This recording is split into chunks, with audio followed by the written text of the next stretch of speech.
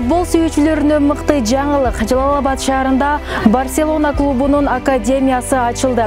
Бул Борбор Азия боюнча Кыргызстанда ачылган эл аралык академия. Ачылуу аземи өлкө башчысы Садыр Жапаровдун ошондой эле дүйнө легендаларынын катышуусунда өтүүдө.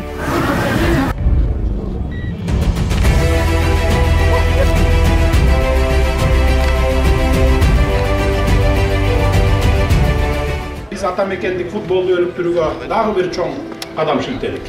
Жаркыраган, заманбап, эл аралык талаптарга дал келген дүйнөлүк футбол айдыңында алдыңкы орунда турган клубдун академиясын ачып кубанып турабыз.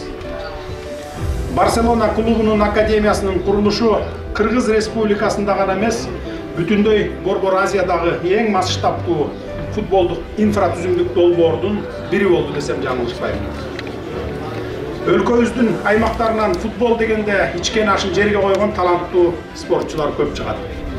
Академиянын ачылышы аймакта жашаган өспүрүмдөр, жаштар арасында сергек жашоо образын жайылтууга жана ден соолугу чың жаш муундун өсүп чыгышына өзгөчө салым кошоруна мен толугу менен ишенем.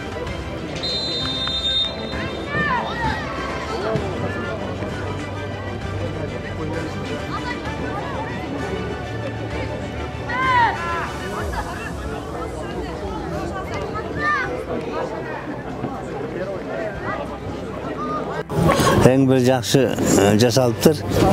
Рахмат ушу мамлекетибизге да ушундай элдин кызыкчылыгы үчүн жаштардын спортко кызыгуусуна эң бир шарттар түзүп бергенине. Элибиз акыбы мамлекетибиз оңдо берсин, тынч бололу. Ал жерден тарбияланган спорт оюнчулары, спортсмендер, дүйнөгө таанылган спортсмендерден болсун, мамлекетибиз алтын медалдарды, кубокторду алсын. Базаркоргон районунун Кеңеш айлык өкмөтүнөн келдик. Дәл ушундай чоң өзгөрүүлөр болду деп ушуларды көргөнү келдик, көргөн болуп, ушу коллектив менен ушундай жаңы нерселер курулганына курстанбыз.